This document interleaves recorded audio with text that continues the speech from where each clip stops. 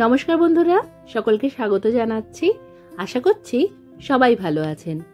আজকে আমি আপনাদের সাথে মাশরুমের একটি দারুণ স্পেশাল রেসিপি শেয়ার করছি। ঘরে থাকা সাধারণ কিছু উপকরণ দিয়েই খুব কম সময়ে এই রেসিপিটা তৈরি করে নেওয়া যায়। আর এই রেসিপিটা রুটি, ভাত, পরোটা, পোলাও সবকিছুর সাথে দারুণ লাগে। রেসিপিটা ভালো লাগলে ভিডিওটাকে লাইক আর শেয়ার করবেন। চলুন তাহলে ঝটপট আজকের রেসিপি দেখে নেওয়া যাক। রান্নাটা করার জন্য এখানে একটা প্যাকেটে যতটা মাশরুম থাকে, মানে 250 থেকে 300 গ্রামের মতো মাশরুম থাকে, সেটাই আমি নিয়েছি। এবার এই মাশরুমগুলোকে 2 মিনিটের জন্য আটা বা ময়দা মাখিয়ে আমাদের রাখতে হবে। আমি এখানে ময়দা মাখিয়ে রেখেছিলাম। এবার 2 মিনিট পর এইভাবে দেখতে পাচ্ছেন আমি আঙ্গুলের সাহায্যে মাশরুমের ওপরের যে স্কিনটা আছে সেটাকে এইভাবে ঘষে ঘষে পরিষ্কার করে নিচ্ছি। এইভাবে যখন স্কিনটাকে আমরা পরিষ্কার করে নেব, তারপর 2 বার জল পাল্টে মাশরুমগুলোকে আমাদের ধুয়ে নিতে হবে। মাশরুমটা ধোয়া হয়ে গেলে তারপর এটাকে আমাদের কেটে নিতে হবে একটু ছোট টুকরো করে। এবার বাকি রান্নাটা করার জন্য একটা কড়াইতে 3 টেবিল চামচের মতো সাদা তেল গরম করে নিয়ে তার মধ্যে দিয়ে দিতে হবে একটা বড় সাইজের ক্যাপসিকাম। ক্যাপসিকামটাকে এইভাবে ছোট টুকরো করে কেটে নিয়েছি। ক্যাপসিকামটা দেওয়ার পর এর মধ্যে 2 মুঠোর মতো মটরশুঁটি দিয়ে দিয়েছি।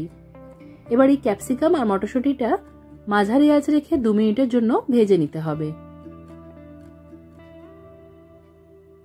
2 মিনিটের মতো আমি ক্যাপসিকাম আর মটরশুঁটি ভেজে নিয়েছি। এবার এর মধ্যে যে মাশরুমগুলোকে আমি পিস করে কেটে নিয়েছিলাম সেগুলো দিয়ে দিলাম। আর মাশরুমটা দেওয়ার পর কিন্তু সঙ্গে সঙ্গে নুন দিতে যাবেন না, তাহলে কিন্তু এর থেকে অনেকটা জল উঠবে। মাশরুমটাও বাকি সবকিছুর সাথে 2 মিনিটের মতো ভেজে নিয়েছি। এবার এর মধ্যে দিয়ে দিলাম আমি একটা মাঝারি সাইজের পেঁয়াজ বাটা, আর তার সাথে দিয়ে দিলাম 1 টেবিল চামচের মতো আদা রসুন বাটা।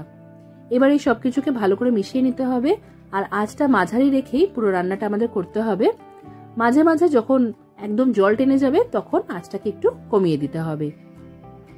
তো আরো 2 মিনিটের মতো পেঁয়াজ আর আদা রসুন বাটাটা দিয়ে কষিয়ে নিতে হবে।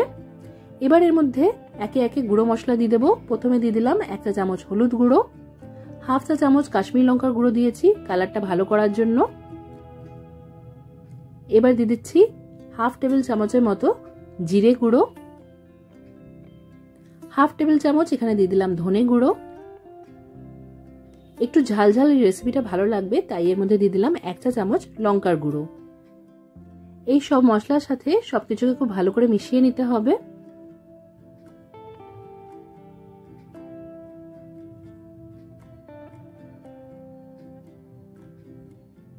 সব মশলার সাথে এটাকে আরো 2 মিনিটের জন্য আমাদের কষিয়ে নিতে হবে মাঝারি আঁচ রেখে। মশলার সাথে এটা 2 মিনিট কষানো হয়ে গেছে। এবার এর মধ্যে দিয়ে দিচ্ছি টমেটো। এখানে 2টো মাঝারি সাইজের টমেটো ছোট ঘষুনির সাহায্যে ঘষে রেখেছিলাম, সেটাই দিয়ে দিলাম। টমেটোটা দিয়ে আরো 2-3 মিনিটের জন্য আমরা কষিয়ে নেব। এই সময় একটু ঢাকা দিয়ে কষিয়ে নিলে এটা তাড়াতাড়ি হয়ে যাবে, তাই আমি 2 মিনিটের জন্য ঢাকা দিয়ে দিচ্ছি। এবার 2 মিনিট পর ঢাকাটা সরিয়ে নিলাম। টমেটোর সাথে ভালো করে কষানো হয়ে গেছে, সাইড দিয়ে তেলও ছেড়ে দিয়েছে। এবার এর মধ্যে আমরা দিয়ে দেবো স্বাদ অনুসারে নুন। তো এখানে আমি 1.5 চা চামচের মতো নুন দিয়েছি।